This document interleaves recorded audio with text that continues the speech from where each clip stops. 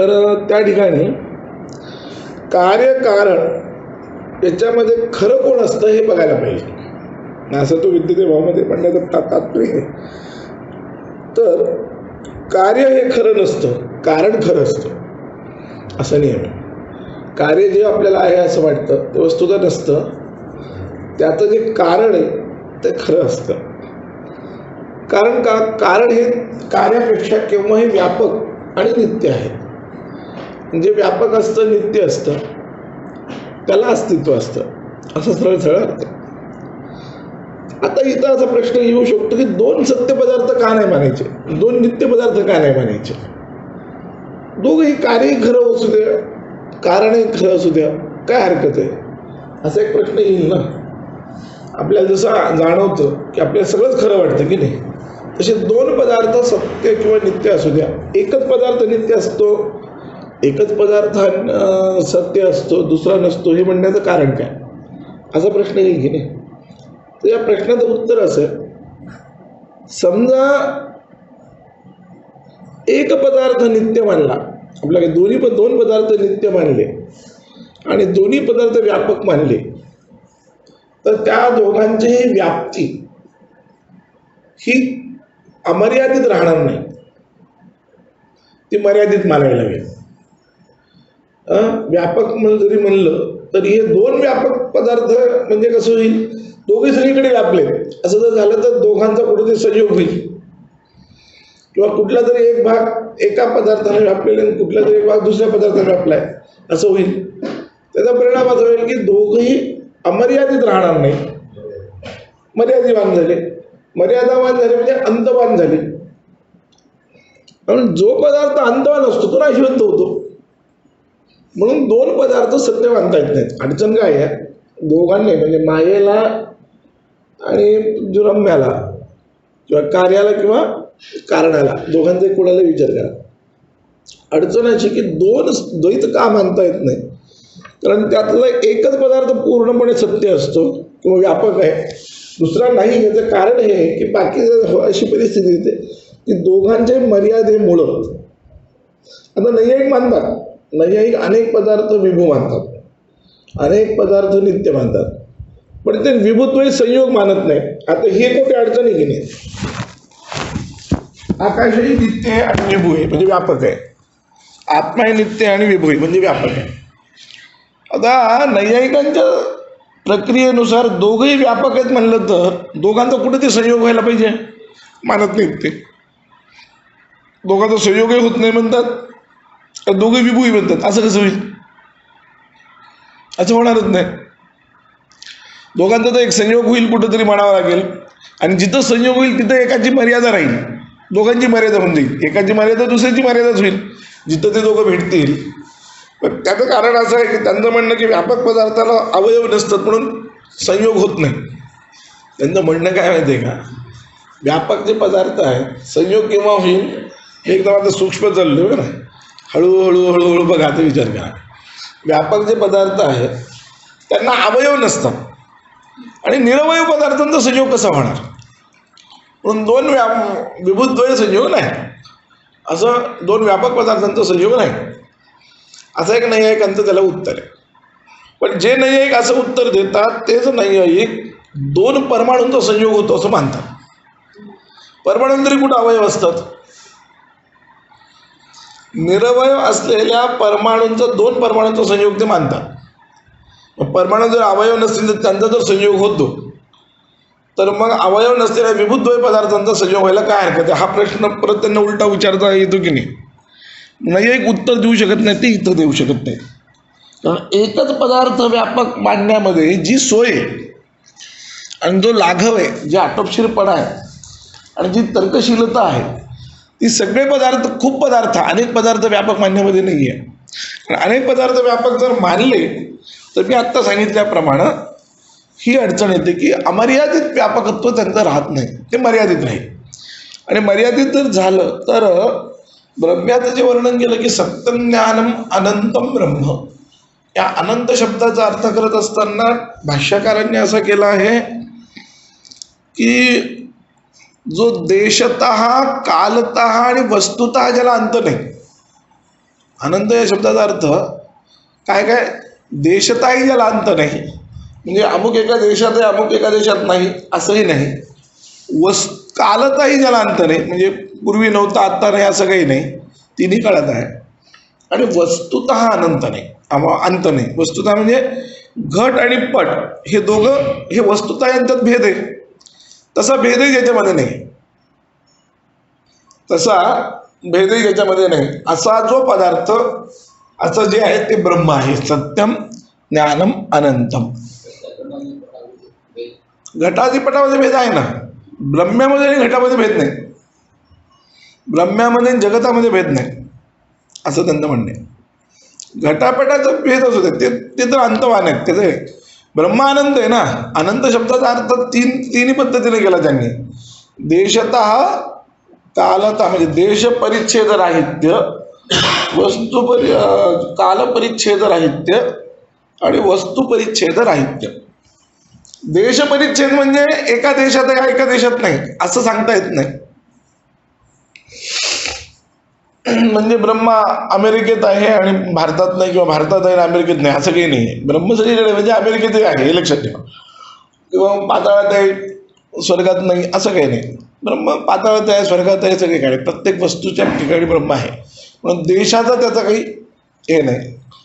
काळातही तसंच मी मगाशी म्हणलं की ब्रह्म हे त्रिकालाबाधित सत्य असल्यामुळं, तिन्ही काळात ते राहत असल्यामुळं काळातही त्याचं काही म्हणणं नाही, म्हणजे भेद नाही. आता तिसरा जो प्रकार आहे तो वस्तुतः भेद त्याला नाही, म्हणजे घट आणि ब्रह्म यांच्यात भेद नाही. घट आणि पट यांच्यात भेद आहे, पण ब्रह्म आणि घट यांच्यात भेद नाही. ब्रह्म आणि जगत यांच्यात भेद नाही. ब्रह्म आणि आकाश याच्यामध्ये भेद नाही. अशा प्रकारे आता हे भेद नाही म्हणलं तर हे वस्तू, दोन वस्तूंना जर अस्तित्व असेल तर भेद येईल. दोन वस्तूंना जर अस्तित्व असेल तर भेद येईल. तो भेद नाही म्हणायचं म्हणजे ते एका वस्तूला अस्तित्व नाही म्हणून सांगावं लागतं, आणि ती दुसरी वस्तू म्हणजे जगत आहे म्हणजे ती मिथ्या म्हणावं लागतं. असं ते सगळं तर्कतः उत्तर येते सगळे, एक एक स्टेप गेलं तर ते लक्षात येतं. म्हणून इतर दुसरा जो पदार्थ आहे सद्बुद्धी आणि असद्बुद्धी, यातली जी असद्बुद्धी आहे ती कोणाची असते तर म्हणाले जे विकार जो असतो, विकारो ही सहा विकारश्च विविचरती, की जो विकार असतो त्याच्याविषयी बुद्धी जी असते ती असद्बुद्धी असते. म्हणजे विकार म्हणजे कार्य आणि कारण असं मी म्हटलं ना, त्यातलं कार्य आणि कारण. आता लौकिकदृष्ट्या पहा, घट नावाचा एखादा पदार्थ खरोखरच आहे का तिथं? मातीचा एक गोळा आहे की नाही, मातीचा एक गोळा आहे. मातीच्या त्या गोळ्याला आकार देऊन त्याच्यामध्ये एक अशी एक योग्यता आणल्या जाते की ज्याच्यामध्ये पाणी भरता येतं. म्हणून घट नुसती माती नाही आहे हे खरं आहे, विचार जर केला. पण मातीशिवाय काय? घटामध्ये जसं पाणी भरता येतं तसं नुसत्या मातीत पाणी भरता येत नाही हे खरं आहे. त्यामुळे मातीत आणि घटात काही फरक आहे. पण असं जरी असलं तरी घट नावाच्या या पदार्थाकडे नीट विचार केला तर त्या मातीशिवाय काय? फक्त एक आकारच ना, एक वेगळा आकार ना, बरोबर आहे ना. तो आकार आहे की त्या आकारामुळे पाणी भरता येतं. पण तो आकार तरी खरा कसा? छोटा आकार केला तर वेगळा आकार होतो, मोठा आकार मोठा होतो. हे आकार तरी खरा आहे का? म्हणून हे जो विकार आहे, हा आकार जो आहे त्या मातीच्या ठिकाणी तुम्ही मातीला दिलेला जो आकार आहे तो आकार म्हणजे घट नावाचं कार्य झालं, तो विकार झाला. आणि हा विकार कधी असतो कधी नसतो. माती मूळ स्वरूपात असते त्यावेळेस कुठं घट असतो, घट फुटला त्यावेळेस तरी कुठं घट असतो, तो आकार कुठं असतो. म्हणून विकार असलेला जो पदार्थ आहे तो असत आहे. असत या शब्दाचा अर्थ, इथं असा शब्दाचा अर्थ मी कालचा जो सांगितलं तसा नाही घ्यायचा, तर तो अनृत म्हणायचा. अनृत म्हणजे काय? ज्याच्याशी अस्तित्वाचा व्यभिचार होतो, मिथ्या. म्हणजे सतही नाही म्हणजे सद्भिन्न. असत या शब्दाचा अर्थ काय करायचा? सद्भिन्न. सद्भिन्न या शब्दाचा अर्थ सताहून जे भिन्न आहे, सताहून जे विलक्षण आहे एवढाच. म्हणजे ब्रह्म्याहून जे विलक्षण आहे त्याला म्हणतात असत पदार्थ. अशा पदार्थाला कधीही अस्तित्व नसतं. जो म्हणजे सत आणि असत या शब्दाचे दोन अर्थ जर घेतले, सत आणि असत म्हणजे सत आणि असत म्हणजे सद्भिन्न. तो सद्भिन्न जो पदार्थ असतो, सद्विलक्षण जो पदार्थ असतो, स्वतःहून वेगळा जो पदार्थ असतो, त्या पदार्थाला अस्तित्व नसतं. हे त्याचा अर्थ आहे. नासत्व विद्यते भाव ना भाव विद्यते सतः उभयोरपि दृष्टोंतस्त्वनयोस्तत्वदर्शिभी. त्यामुळे या दोघांचाही अंत कोणी कोणी पाहिलाय, तर जे तत्वदर्शी लोक आहेत त्यांनी पाहिलाय. अंत पाहिला आहे शब्दाचा अर्थ, इथं अंत शब्दाचा अर्थ आहे निर्णय. दोघांचाही निर्णय या तत्वदर्शींनी केलाय असा त्याचा अर्थ आहे. अंत पाहिला म्हणजे काय, सिद्धांत म्हणतो की नाही आपण, तिथं अंत शब्दाचा अर्थ नाश नाही. जसं वेदांत, इथंही अंत शब्दाचा अर्थ नाश नाही. लोक भ्रामक कल्पनेने वेदाचा शेवटचा भाग समजतात, आहे की नाही. हल्ली सगळे प्राध्यापक तसंच सांगतात, पण ते वेदांताचा अर्थ तो नाही आहे. वेदाचा निर्णय असा अर्थ आहे त्याचा खरा अर्थ. अंत शब्दाचा अर्थ सिद्ध झालेला अंत, तो सिद्धांत. सिद्धांतामध्ये काय, सिद्ध म्हणजे आत्तापर्यंत सिद्ध झालेला निर्णय, प्रक्रियानं विचार केला, प्रत्यक्ष प्रमाणाधिकांनी त्याचा विचार केला आणि विचार करून अंतिम निर्णयावर जेव्हा आलो, त्या अंतिम निर्णयाला सिद्धांत असं म्हणतात. तसंच वेदाचा अंतिम निर्णय म्हणजे वेदांत. तसं इथं सताचा निर्णय आणि असताचा निर्णय, म्हणजे सत सत कशाला म्हणायचं, असत असत कशाला म्हणायचं, हा जो निर्णय आहे, हा निर्णय कोणी केलाय, तो काही मी केला असं भगवान म्हणत नाही. हा निर्णय जो केलाय तो तत्वदर्शी लोकांनी केलाय. म्हणजे ज्यांना खरोखर तत्वज्ञानाचा अर्थ म्हणजे ज्ञान आहे, तत्वज्ञानाचा ज्यांना काय म्हणतात साक्षात्कार आहे, दर्शी शब्द आहे ना, त्याचा अर्थ तत्वज्ञानाचा ज्यांना खरोखर साक्षात्कार आहे, म्हणजे जे ते तत्व जगलेत म्हणा त्या तत्वासाठी. कारण काय, तत्वज्ञान कोणते असू द्या, आपल्याकडे एक परंपरा अशी आहे की त्या तत्वज्ञानाचा साक्षात्कार त्या त्या तत्वज्ञानाच्या प्रणेत्याला झालेला आहे, अशी आपली समजूत आहे. परंपरा अशीच आहे. म्हणजे वैशेषिक दर्शनाचे जे प्रणेते आहेत ते कणाद ऋषी. कणाद ऋषींना का कणाद हे नाव का पडलं, तर ते कणं खाऊन राहत होते म्हणून त्यांना कणाद म्हणतात. कणान अत्ती, अत्ती म्हणजे जेवतो खातो, तर कणांना जो खातो त्याला म्हणतात कणाद. तर त्या कणाद ऋषींनी परमाणुवाद स्वीकारला. जगताचं मूळ कारण काय आहे, मूलद्रव्य काय, याचा विचार करता फार पूर्वी, म्हणजे अजूनही या लोकांना परमाणूची व्याख्या जमलेली नाही आहे. कोणाला आधुनिक विज्ञानाला, आधुनिक विज्ञान अजूनही परमाणू ज्याला म्हणत होते त्याच्यात आता इलेक्ट्रॉन प्रोटॉन न्यूट्रॉन आले, आता त्याच्यातही विचार करायला लागले तिन्हीपैकी नेमकं कोण आहे ते. त्याच्यापेक्षाही सूक्ष्म परमाणू, त्या परमाणूची व्याख्या कणादांनी केली आहे. की कणाद असं म्हणतात की जे वस्तूचा विभाग करत करत करत करत गेल्यानंतर अशी एक अवस्था येते की जिथं विभाग होत नाही, तो शेवटचा जो विभाग असतो त्याला परमाणू म्हणतात. पावडर केलं, चूर्ण करत करत करत करत करत गेलं अगदी सूक्ष्म अवस्थेत, तर तो परमाणू म्हणतात. आणि तो परमाणू या जगताचं मूलद्रव्य आहे. हा आता नवीन आता आले, म्हणजे ते आता ते जे त्यांनी आधी सांगितले. अंतिम जो भाग आहे झालेला आहे की ज्याच्यानंतर परमाणूच विज्ञेय हा, त्याला परमाणू म्हणावं, हे त्यावेळेस म्हणजे ज्या काळामध्ये त्यांनी केवळ बुद्धीच्या जोरावर केले. कारण आपल्याकडे तशी कुठं प्रयोगशाळा किंवा अशी प्रयोगाचे विज्ञानाचे काही साधनं नाही. फक्त विचाराच्या जोरावर त्यांनी परमाणू शब्दाचा अर्थ दिला. परम अणु असा अर्थ करून तो शब्द प्रयोग दिला. परमाणु, अणु म्हणजे लहान, परमाणु म्हणजे अत्यंत लहान. अत्यंत म्हणजे मग परमाणु त्याचा शेवट कुठं लहान होईल, परम म्हणजे शेवटचा लहानपणा असा त्याचा अर्थ होईल. त्याचा तो शेवटचा लहानपणा जिथंच होईल की ज्याचा पुन्हा भाग होणार नाही. तर तो जो परमाणू आहे त्या तो परमाणू अतिंद्रिय आहे की नाही, पण त्याचा त्यांना साक्षात्कार झाला होता असं म्हणतात. म्हणजे त्यांना दिसले होते परमाणू. म्हणून कुठलंही तत्वज्ञान असू द्या, त्या तत्वज्ञानाचा जो प्रणेता आहे त्याला त्या तत्वाचा साक्षात्कार झाला होता. त्यांची त्या परमाणूवर एवढी श्रद्धा होती म्हणे, असं एक गोष्ट सांगतात, खरी किती माहीत नाही, कारण काय खरा इतिहास कोणाचाच उपलब्ध नाही आहे आपल्याकडल्या जुन्या लोकांचा, की ते मरायला टेकल्यानंतर त्यांना म्हणलं आता तरी तुम्ही देवाचं नाव घ्या. तर मरताना सुद्धा ते पिलू पिलू म्हणून मेले. पिलू म्हणजे परमाणू. शेवटपर्यंत परमाणूचा विचार आणि परमाणूचं प्रमेय याच्यामध्ये त्यांचा अंत पण झाला असं सांगतात. शेवट पण त्यांचं त्याच्यात झालं. इतकं त्यांचं त्या तत्वावर प्रेम होतं. म्हणजे असे जे तत्वदर्शी लोक असतात, मी दोन्ही सांगितलं. तत्वदर्शी या शब्दाचा नेमका अर्थ काय, की ज्यांना त्या तत्वाचा साक्षात्कार झालाय. तसं त्या संगीतामध्ये हे जे पंडित भीमसेन वगैरे होते ना, त्यांना म्हणे की ते षडजाचा साक्षात्कार होता म्हणे. म्हणून ते पहिलं कित्येक वेळा पहिला सुरू सोडून एकदम पाचवा धरायचे, पाचवा सोडून सहावा धरायचे, असं करायचे ना. एकदम पहिल्यावरून वरून असं जायचे. तर ते एकदम असं सगळ्यांना होत नाही. त्यांना होतं ते का होत होतं याचं कारण त्यांना तो सूर दिसायचा म्हणे. त्यांची ती साधना एवढी जबरदस्त झाली होती की त्या साधनेच्या द्वारा त्यांना ते बरोबर कोणता षडेज पकडायचा का गांधार पकडायचा त्यांना दिसत होतं बरोबर, आणि ते तसं करत होते. तो साक्षात्कार झाला, तो तत्वाचा साक्षात्कार असतो. तसा साक्षात्कार ज्यांना झाला आहे तत्वाचा, ते जे लोक आहेत, म्हणजे ज्या लोकांनी आयुष्यभर तत्वविवेचन करून तत्व साक्षात्कार पचवला, त्या लोकांनी हा निर्णय केला. कोणता? सत कोणाला म्हणायचं, असत कोणाला म्हणायचं. याचा अर्थ असा की हा विचार उथळणंही सर्वात महत्वाचं. हा विचार उथळणी आहे.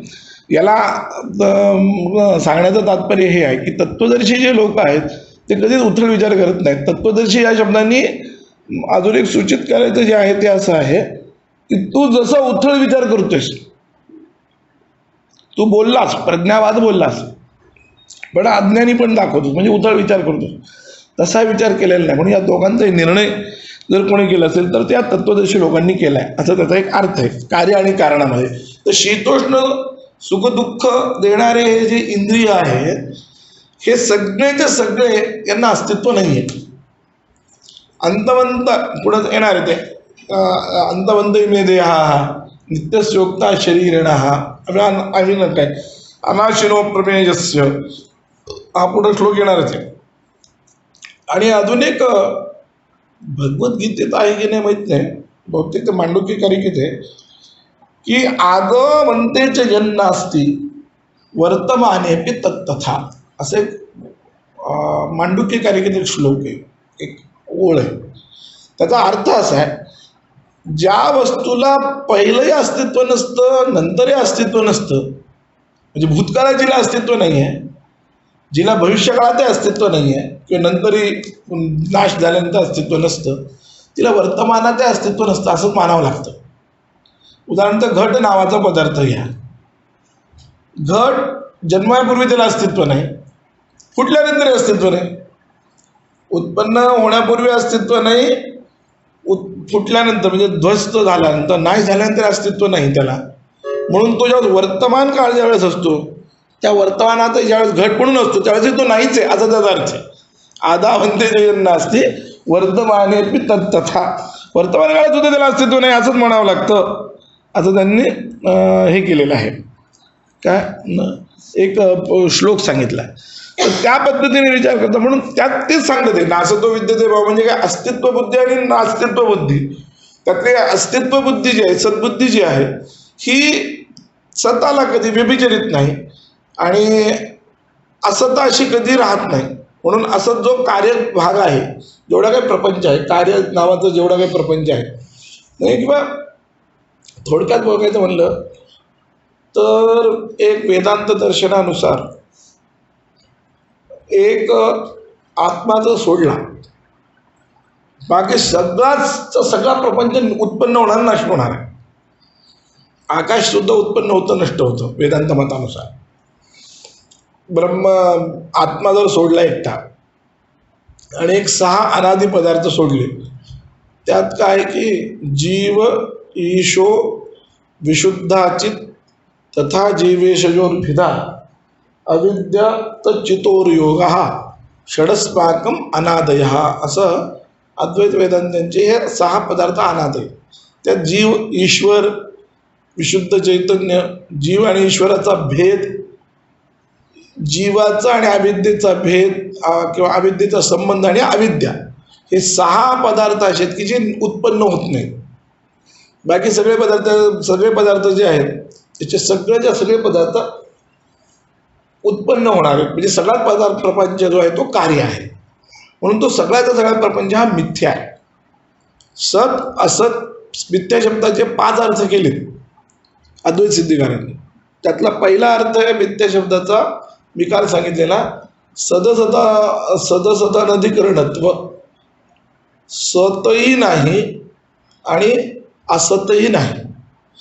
जे सत आणि असत म्हणजे सताचाही अभाव ज्याच्या ठिकाणी आहे आणि असताचाही अभाव ज्याच्या ठिकाणी आहे असा जो पदार्थ, सत्व असत्वाचा अभाव, हे दोन्ही धर्म ज्याच्या ठिकाणी असतात त्या पदार्थाला मिथ्या म्हणावं.